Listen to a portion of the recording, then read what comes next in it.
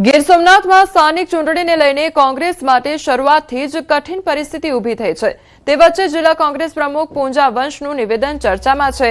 તો ધામણેજ જિલ્લા પંચાયત બેઠક પર પ્રચાર દરમિયાન તેમણે નિવેદન આપ્યું। તેમણે કહ્યું કે નવી પેઢીને કોંગ્રેસના ઇતિહાસ વિશે પૂરતી જાણકારી નથી, કારણ કે 1995થી ગુજરાતમાં ભાજપની સત્તા રહી છે અને આજની યુવા પેઢી માત્ર ભાજપને જ જોતી આવી છે।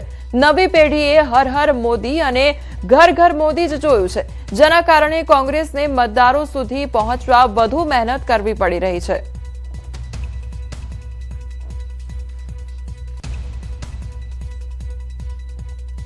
ઘરમાં ટીવી ખોલે તો એને કમળ અને નરેન્દ્ર મોદી દેખાય। એને ક્યારે પંજો અને કોંગ્રેસ શું છે એને ક્યારે તેમને ઘરમાં જોયા નથી। હર હર મોદી ઘર ઘર મોદી એ જ દેખાય।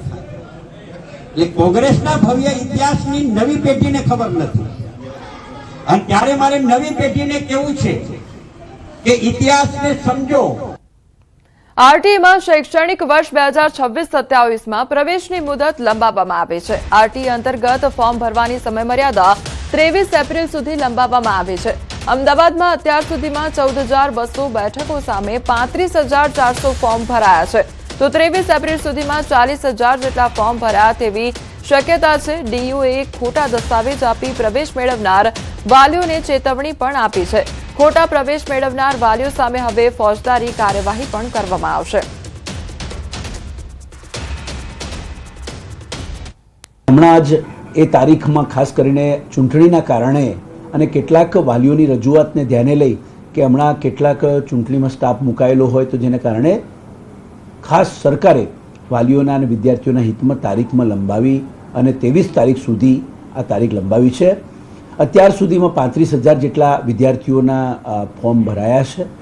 આખી એ પ્રક્રિયા ઓનલાઈન હોય છે। ઓનલાઈન પોર્ટલથી જે છે એ વિદ્યાર્થીઓનો પ્રવેશ સુનિશ્ચિત થતો હોય છે અને તેના માટે પણ અગ્રતા ક્રમ 13 પ્રકારના નક્કી કરેલા છે।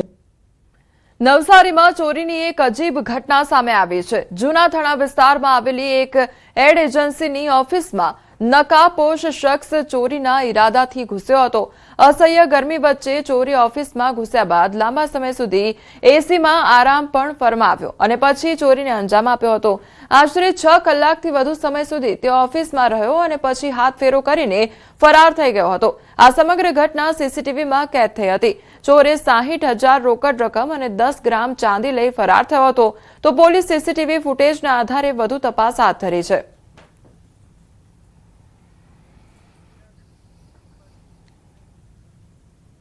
યાત્રાધામ અંબાજી ખાતે મંદિરના સમયમાં ફેરફાર કરવામાં આવ્યો છે। સૂર્યોદય અને સૂર્યાસ્તના સમયમાં ફેરફાર થતા મંદિરના દર્શન અને આરતીના સમયમાં ફેરફાર કરવામાં આવ્યો છે। સાથે જ અખાત્રીજથી 2ની જગ્યાએ 3 આરતી કરવામાં આવશે। ગરમીમાં માતાજીના શણગાર 3 વખત બદલાતા હોવાથી આરતી પણ 3 સમયે કરવામાં આવશે। માતાજીના સન્મુખ ધરાવવામાં આવતો અન્નકૂટ પણ અષાઢી બીજ સુધી ધરાવવામાં આવશે નહીં, તો સવારે માતાજીની બાલ્યા અવસ્થા, બપોરે યૌવન અવસ્થા અને સાંજે પૌઢ અવસ્થાના દર્શન પણ થશે। અખાત્રીજ એટલે માતાજી ગ્રીષ્મ ઋતુનો પ્રારંભ થાય છે। આ ગ્રીષ્મ ઋતુની અંદર માતાજીની 3 ટાઈમ પૂજા અર્ચના કરવામાં આવતી હોય છે। એમ જોઈએ તો 2 ટાઈમ પૂજા અર્ચના થતી હોય છે, પણ અખાત્રીજથી અષાઢ સુદ એકમ સુધી 3 ટાઈમ આરતી પૂજા કરવામાં આવતી હોય છે। તો માતાજીનું સવારે બાળ સ્વરૂપ, બપોરે યૌવન સ્વરૂપ અને સાંજે વૃદ્ધાવસ્થા સ્વરૂપે દર્શન કરાવવામાં આવતા હોય છે। અમદાવાદમાં વધતી ગરમી સાથે લીંબુના ભાવમાં પણ ભારે વધારો નોંધાયો છે, જેના કારણે સામાન્ય નાગરિકો પર સીધી અસર પડી રહી છે। જમાલપુર એપીએમસી માર્કેટમાં હોલસેલ લીંબુના ભાવ ₹120 થી 180 સુધી પહોંચી ગયા છે, જ્યારે રિટેલ બજારમાં લીંબુના ભાવ ₹250 સુધી પહોંચી ગયા છે।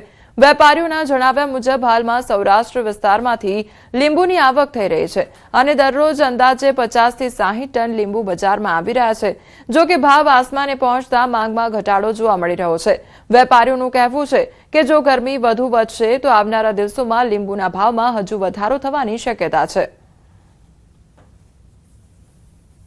ઉનાળામાં ડોક્ટરો પણ સલાહ આપતા હોય છે કે લીંબુ પાણી છે તે વધારે પીવું જોઈએ, પરંતુ અત્યારે લીંબુના ભાવ આસમાને છે। હોલસેલ માર્કેટ છે અને આ હોલસેલ માર્કેટમાં જ આપ જોઈ શકો છો કે અત્યારે જે લીંબુની આવક છે અને એના કરતાં માંગ પણ વધી જતી હોય છે અને ખાસ કરીને લીંબુના ભાવ છે તે અત્યારે આસમાને પહોંચ્યા છે.